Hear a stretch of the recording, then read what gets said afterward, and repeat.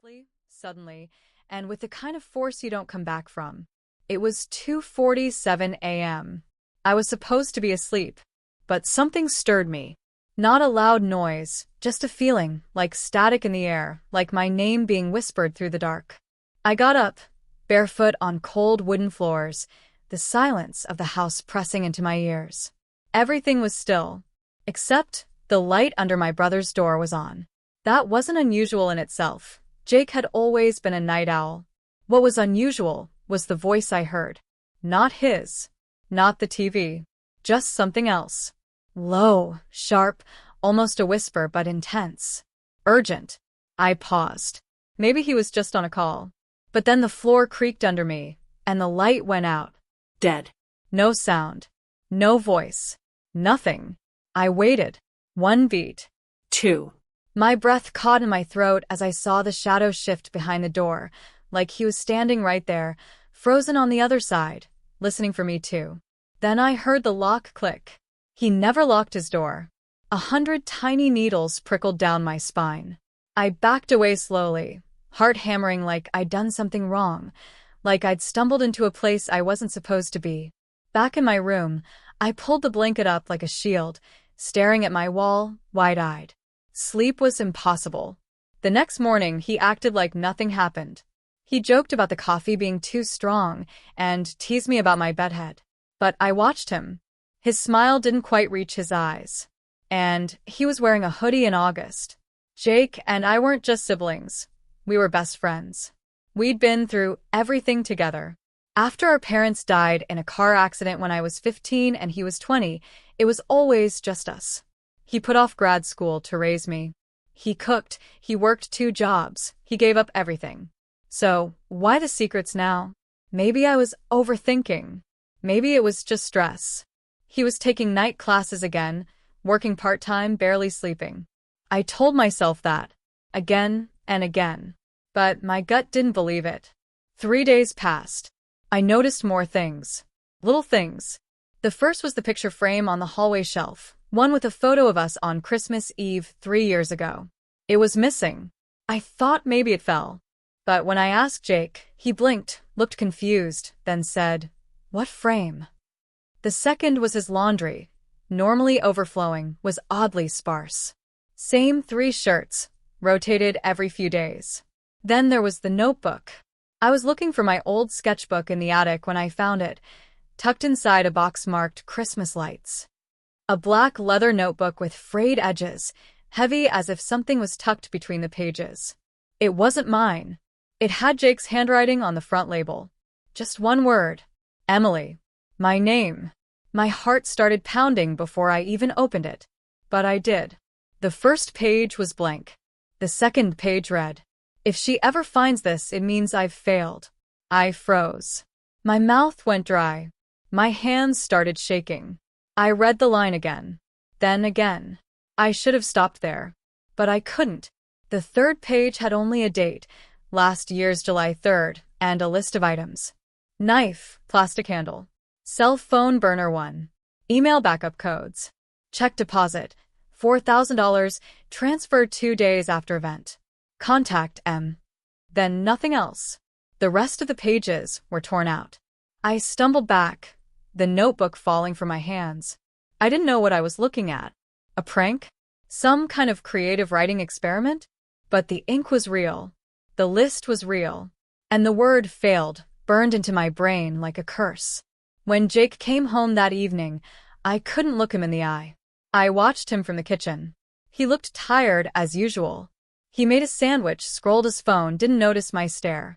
I told myself I should ask. I needed to ask. But something inside me, some ancient instinct, said don't. The tension got worse. He started leaving the house in the middle of the night. 1:30 a.m. 2 times. 3. He thought I didn't know, but I heard the soft click of the door each time. And he'd return hours later, sweaty, disoriented, sometimes limping. I tried calling him once while he was gone.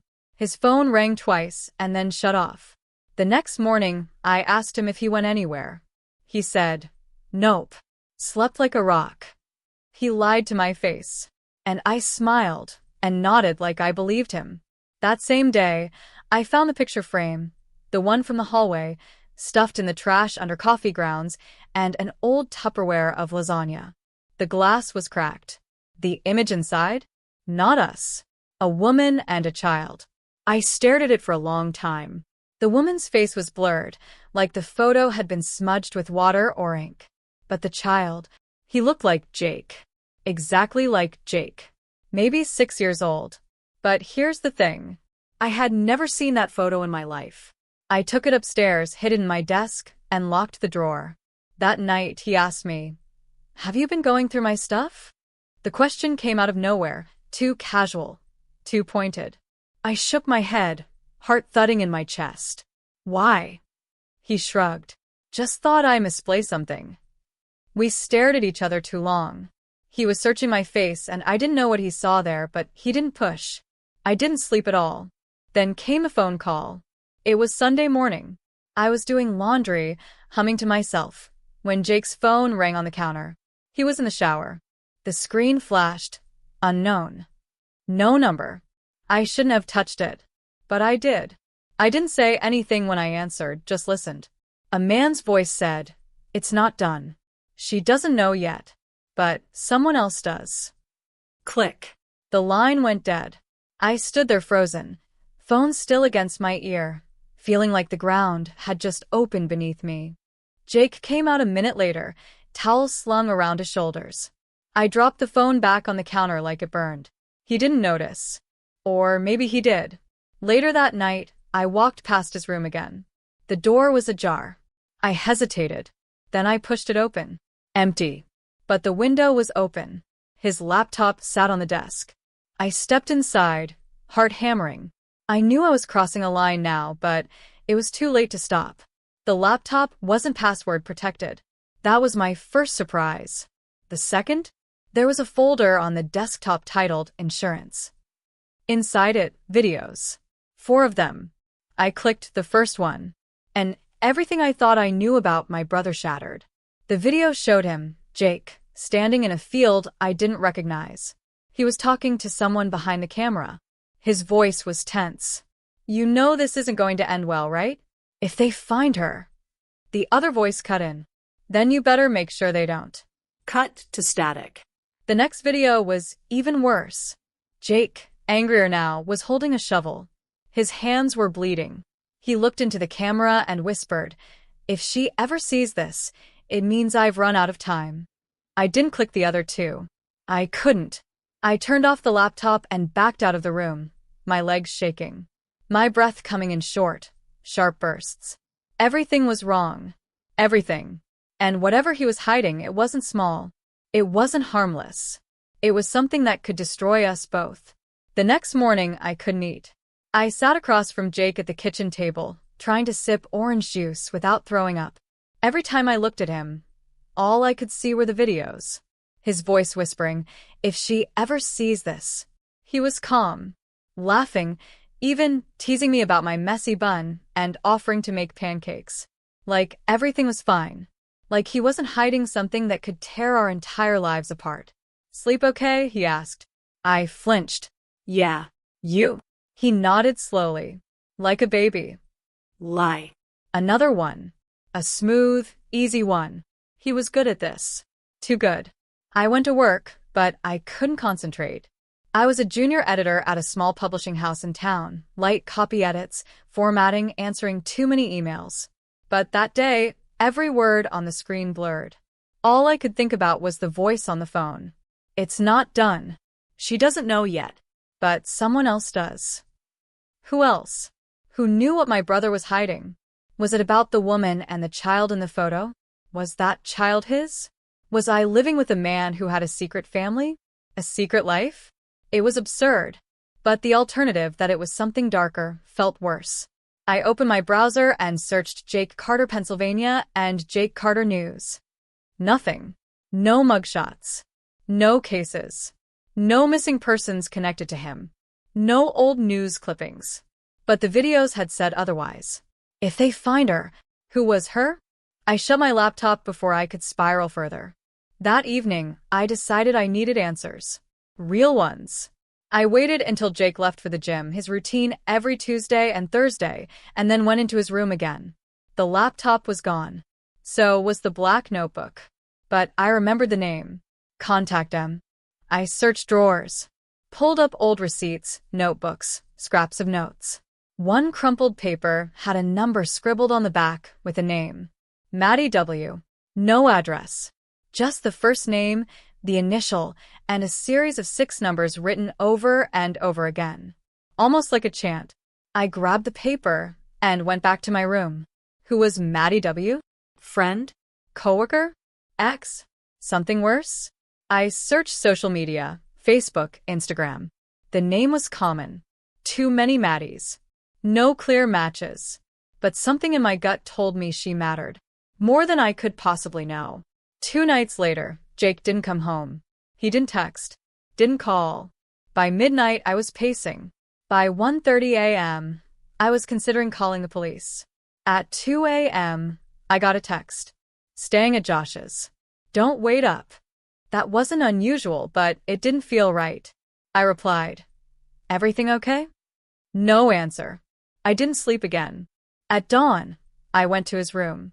Something was different. The drawer with his work files had been emptied. Completely. A photo that had always sat on his desk, our high school graduation, was gone. I pulled back his closet door and gasped. A duffel bag. Open. Packed. Cash. A burner phone. Flashlight. Passport. A passport? Where the hell was he going? I pulled the passport out. It was new. Issue date. 2 months ago. His name, but the address listed wasn't ours. I Googled it. A P.O. box. In another town. And beneath the bag was something else. A thumb drive taped under the shelf. I stared at it. My hands shook as I peeled it off and rushed to my room. Plugged it into my laptop. A folder. Titled, Maddie Final. Inside, photos. Of the woman from the picture frame. Dozens of them. Some looked candid, on the street, in a grocery store, through a car windshield. Others were older. Blurry. A few were surveillance style. Zoomed in. Time stamps in the corner. I clicked a video file. It showed the woman, Maddie, presumably, walking fast across a parking lot, glancing over her shoulder, holding the hand of a child. The same boy from the photo. Jake's voice was faint in the background. She's running again. Then, she's not safe. They found her. The video cut off. My stomach dropped. Who was she running from? Why was Jake following her? Why did he say she's not safe instead of they're not safe? I kept digging. One more folder. A series of screenshots. Emails between Jake and someone labeled MW Secure. The last one. MW. They took the bait. Final move is yours. Do not bring her in unless it's an emergency. That was dated 5 days ago. Her. Was that me? I didn't hear Jake come in. I was still frozen, staring at the screen, when his voice came from behind me. What are you doing? I jumped, nearly knocked the laptop over. He was standing in my doorway. His eyes weren't angry. They were tired. Hollow. His voice was low. Come. Give me the drive, Em. He held out his hand. I stared at him. Jake, what is this? Who's Maddie? What are you hiding? His jaw clenched. I'll explain everything. But not now. Please. Just give me the drive. I stood. Clutched it tighter. Are you in trouble? Yes. Are we in trouble? He hesitated. Maybe. He stepped forward. Slowly. Like I was a wild animal about to bolt. I swear I'm trying to protect you. My eyes stung. My voice broke. From what? Another silence. Then he whispered. From myself. And he reached for the drive. I didn't give it to him. I couldn't. Instead, I ran. I pushed past him and bolted down the stairs, barefoot, heart slamming like a drum in my chest. He didn't follow, not right away. I heard him call my name, but I didn't stop. I drove to the only place I could think of, my friend Zoe's apartment. She didn't ask questions, just let me in, handed me water, and watched as I shook and sobbed and told her, at least part, of what I'd found. Not all of it, just enough. She looked stunned. This sounds like some kind of undercover thing. Government maybe. Or worse. I shook my head. No. Jake wouldn't, he's not. But I didn't believe my own words anymore. The next day, I got a call. Blocked number. I let it go to voicemail. The message was short. Return the drive. She's already dead. Click. I dropped the phone. Zoe caught me before I collapsed. I couldn't breathe. She's already dead. Maddie? What if it was my brother's fault? What if I'd uncovered something I was never meant to see? The police wouldn't help. I tried, anonymously. Told them I believed a woman named Maddie might be missing. No response. No follow-up. Then I searched missing person databases. I found her. Maddie Walker. Last seen 2 years ago. With her son, Liam. Disappeared from a domestic violence shelter. Filed as runaway. No further investigation. Jake's name was not mentioned. But I recognized her face. And in that moment, everything clicked. Jake wasn't following her. He was. I didn't go home for 3 days. Jake didn't come looking for me. Not at Zoe's, not at work, not even a text or call. That was what scared me most. Not the silence, but the calculated silence. He was waiting, watching, planning. I felt it in my bones. And still, I couldn't stop thinking about him. I remembered the way he'd braid my hair when I was little. The way he defended me from bullies in 5th grade. The way he stayed up all night after our parents' accident, holding me while I cried. Was it all a lie? Or was this something deeper, something he had to do? Something he was forced into? I made a decision. If I didn't confront him, I'd never know the truth. If I didn't force the truth out of him, I'd always wonder. I drove home. Midday. Bright, hot, August sun. The kind of day that feels too normal for something terrible to happen. I parked down the block and walked. Just in case someone was watching the house. When I got to the door, it was unlocked. That was my first sign. Jake never left it open. Inside, it was quiet. No music. No TV. Just the hum of the fridge and the soft creak of wood under my steps. I called out, Jake. Nothing. Jake, I need to talk to you. Now. Still nothing. I climbed the stairs slowly, each one groaning under my weight. At the top, I hesitated. His door was closed. But mine was open. And inside, I saw it. The thumb drive. Placed carefully in the center of my bed. And next to it, the note.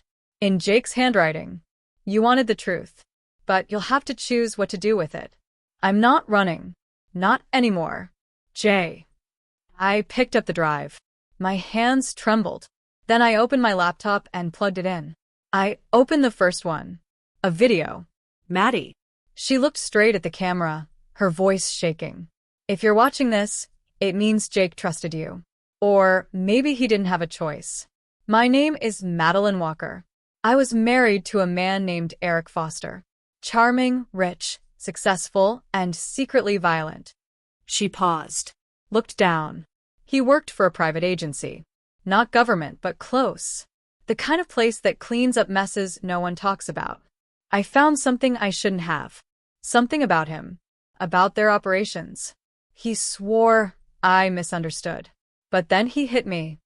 She swallowed hard. I tried to leave. I went to the police. They brushed me off. Said Eric was a patriot. That I was exaggerating. So I ran. With my son. That's when Jake found me. Cut to black. Then the next video began. Jake's voice narrated over footage. Grainy images of men in suits. Buildings. Hidden cameras. I wasn't supposed to get involved. But I saw the bruises. I saw the fear. And I saw Liam, her son. I knew I had to help them disappear. Even if it meant breaking everything I'd built. Footage flashed of passports. IDs. Cash transfers. Burner phones. Small motels. I moved them 3 times. Created false trails. But the agency, they have eyes everywhere. The video ended with a line that made my stomach clench. If they find this, they'll come after you too. I watched all 5 files. The final video, Jake's confession, was the hardest to sit through. He looked tired, older, shadows under his eyes. He wasn't reading from a script, just talking. Emily, I don't know if you'll hate me after this. I wouldn't blame you. I've lied. I've kept things from you. Not because I wanted to, but because I had to. Maddie's gone. They found her last year. Liam too. I don't know what they did, and maybe I never will. But I couldn't let them erase the truth. He swallowed hard. I recorded everything. Every phone call, every threat. I leaked it to a journalist 2 days ago. If they go public, these people, they'll burn. But they know I'm a risk. He paused. So, if I disappear, don't look for me. Just keep yourself safe. And decide what to do next. He stared into the camera, eyes raw. I never wanted you in this. I'm sorry. The video cut off. I sat frozen. Then I screamed. Loud. Angry. Broken. I punched the bed, the walls, tore the blanket in half. My whole world was unraveling, and all I could do was feel it, helpless and hollow. And then I realized something. They would come for me now. If Jake was gone, I was the only loose end. I packed everything I could. Clothes, cash, the laptop, the drive. I erased every trace of my digital trail. Deactivated social accounts. Removed cloud backups. Burned a few photos. I was shaking the whole time. But my mind was clear. I needed to get out. Now. I got in my car. But before I could turn the key, my phone buzzed. A message. Too late. We know where you are. No name. Just that. I looked up. A black SUV turned the corner down my street. My heart exploded in my chest. I gunned it. I drove for hours.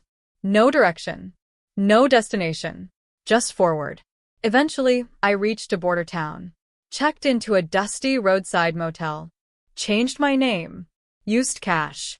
Covered cameras. And there, in that tiny room, I opened my laptop one last time. Opened a secure browser. And uploaded the videos to every platform I could. Reddit. Twitter. Dropbox links to journalists. Anonymous whistleblower pages. Forums. Then I shut the laptop. And cried. For Maddie. For Liam. For Jake. And for myself. It was over. Or so I thought. 2 days later, a report aired on national news. A leak exposing a Black Ops private firm operating illegally inside U.S. borders. Ties to disappearances. Abuse of power. Money laundering. No names were listed. But I knew who they meant. Jake's photo wasn't shown. But in the corner of one news article, I saw something that made my heart stop.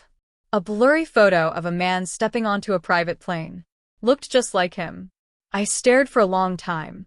Then closed the browser. Was he still alive? Was this another trail? Was I supposed to follow it? Or forget? I stared at my reflection in the motel mirror. I barely recognized myself. Tired. Bruised. But alive. Jake had protected me. Now I had a choice. Expose everything and risk everything. Or disappear like he did. I stared at Maddie's missing persons poster on my screen. Every part of my body locked in disbelief. There it was, her name, her face, her child. Disappeared under the radar. No suspects. No known threats. The authorities had brushed her off as another scared runaway. But Jake knew exactly where she was. Had known. For how long? Why didn't he tell me? Why did he pretend she didn't exist? I sat back, breathing hard. My thoughts spiraled. Was Jake protecting her? Or hunting her? I stayed at Zoe's for the next 2 days. Jake called 10 times. Left messages. Some calm, others pleading. Please. Let me explain. It's not what you think.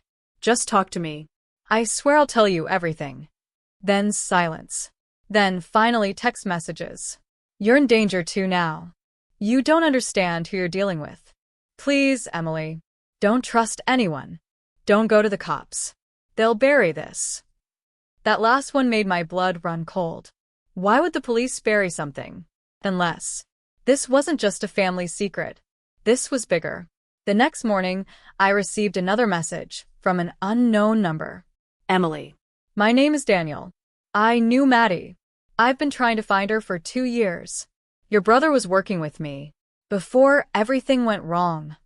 Meet me tonight. 8 p.m., the docks. Bring the drive. I froze. This felt like a trap. Every thriller movie I'd ever seen told me to run the other way. But if Daniel knew Maddie, if he had been helping Jake, I needed to go. Zoe begged me not to, but I couldn't stay silent anymore. The docks were deserted. Wind scraped against the water, and the only sound was the rhythmic creak of metal ropes swaying against boats. I clutched the flash drive in my hoodie pocket, heart thudding. Then a figure stepped out from behind a stack of crates. Emily. He looked about Jake's age. Shaggy brown hair. Weathered eyes. Thin jacket. Trembling hands. "You're Daniel?" I asked. He nodded. "You have the drive?" I hesitated. "Tell me about Maddie first." He lowered his voice. Maddie was running from someone powerful. Her ex, Marcus Whitlow. Real estate developer. Multi-millionaire. But also a psychopath. I blinked. "Wait, the Marcus Whitlow?" He nodded again. He abused her. Controlled her. Had her committed once. Then when she escaped, he tried to erase her. Legally. Medically. Digitally. I whispered. Why would Jake get involved? Because Jake used to work security for Marcus. He saw what was happening, and he switched sides. My mouth went dry. Daniel continued. He helped Maddie and Liam disappear. Gave her a new ID. Hid her in safe houses. But Marcus had deep pockets, and even deeper reach. He looked me in the eye. They found her again 6 months ago. Everything turned upside down. Jake wasn't the villain. He was the shield. Everything he'd done, the secrecy, the surveillance, the burner phones, wasn't to chase Maddie, it was to guard her. And I'd almost handed his only leverage to the wrong people. I clutched the drive. Is Maddie still alive? I asked. Daniel looked down. We don't know. What about her son? He hesitated. Liam's with someone safe. Jake made sure of it. Why didn't he tell me? Because if you knew, you'd be a target. Just like her. Tears burned in my eyes. Why now? I asked. Why tell me everything now? He pulled out his phone. Showed me a news article. Marcus Whitlow to announce Senate bid next month. If this drive gets out, Daniel said, it destroys him. The videos, the emails, the footage, they're all in here. But if it stays hidden... He didn't finish the sentence. I understood. Marcus wasn't just a monster. He was about to become untouchable. Back at Zoe's, I plugged in the drive again, this time with Daniel sitting beside me. He helped decrypt a folder I hadn't seen before. It was labeled, Trigger File, Open if I'm gone. My breath caught. Inside was a voice recording. Jake's voice. Emily, if you're hearing this, I'm either dead or off-grid. I'm sorry I didn't tell you everything. I wanted to protect you. But now you need to decide. You can turn this over to the press. Or disappear like I did. But whatever you choose, don't let Marcus win. Then a pause. And thank you for being my anchor, even when I didn't deserve it. I broke down. The decision was mine. Turn the drive in and expose a man who'd hurt Maddie, threatened Jake, and destroyed lives. Or vanish like my brother and live in fear forever. I thought about everything. Jake's sleepless nights. His panic. The woman and child he'd risked everything to protect. And then I made my choice. I reached out to a journalist friend I trusted, Monica Vance. She'd exposed a sex trafficking ring the year before. She'd risked her life for justice. I handed her the drive. Told her everything. Are you ready for this? She asked. I nodded. If this ruins me, so be it. But the story exploded. Within 72 hours, Monica published a bombshell expose. Photos, emails, the video files. Interviews with victims of Marcus. And a statement from me. He tried to erase a woman. My brother tried to save her. And now, I'm finishing what he started. The backlash was immediate. Threats. Legal notices. Online smear campaigns. But the public rallied. Protesters showed up outside Marcus's offices. Investigations were launched. And then news broke. Marcus Whitlow had fled the country. An arrest warrant followed. Interpol got involved. And still, Jake hadn't come home. I waited. Days. Weeks. Then, one night, I found a note taped to my apartment door. A familiar handwriting. He's safe. So is Liam. You did good, Em. Keep your head down. Don't stop speaking truth. I'll find you when it's over. J. The sun had already set when I stepped out of the courthouse. The air was heavier than it had ever felt, like the sky itself was watching me, waiting to see what I'd do next. I clutched the envelope in my hand, a sealed statement, the last thing I'd ever write on Jake's behalf. A written confession. But not for him. For me. The past 2 weeks had changed everything. Jake was in federal custody. They took him quietly, without sirens or handcuffs. Just 2 plainclothes men in a black SUV who nodded once at me before they pulled away with him in the back seat. He didn't resist. Didn't even look surprised. I knew it was coming, he said, right before he left. But I needed you to know the truth. And he gave me a second thumb drive. This one labeled, for Emily. Only if I disappear. It took me 2 days to open it. I wasn't ready. When I finally did, I found videos, journal entries, voice memos. The truth was darker than I ever imagined. Jake wasn't a criminal. Not really. He was a whistleblower. He'd once worked as a private contractor for a defense agency, handling surveillance on potential threats, monitoring domestic groups, tracking people who might pose a risk. It sounded gray, legal on paper. But it wasn't. That's how he found Maddie. She was married to a man with military ties and suspected of leaking classified files. But she wasn't the criminal. Her husband was. He used her, beat her, blamed her, then vanished. The agency wanted her silenced. Jake was sent to track her. But when he found her, he couldn't follow orders. He broke protocol. He saved her. He helped her disappear. Faked documentation. Rerouted funds. Took her and the child off the grid. And in doing so, made himself a target. For 2 years, he'd lived with 1 foot in their world, 1 in ours. Every night, he walked through our front door like nothing was wrong, like he wasn't constantly looking over his shoulder, like he wasn't preparing for the day they'd come for him. He tried to protect me from it all, tried to keep me away from his mess. But secrets don't stay buried forever. And now he was gone. Not dead, But gone. in custody, detained, hidden somewhere I couldn't reach. The last message he sent me, before his phone was disconnected, was 1 line. I did what I had to do. I hope someday you understand. I did. That's what hurt the most. Maddie was alive. So was her son. Zoe helped me contact a journalist who'd been investigating the same corrupt agency for years. We passed everything on, the videos, the voice memos, the GPS data. A week later, an explosive article was published online. It didn't name Jake directly, but it told the story. People finally saw what he'd done. Some called him a traitor. Others called him a hero. I didn't care what they thought. He was my brother.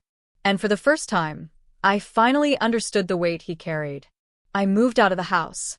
Every corner reminded me of him, his laugh in the kitchen, his music playing in the garage, his voice through the wall. It was unbearable. But I didn't get rid of his things.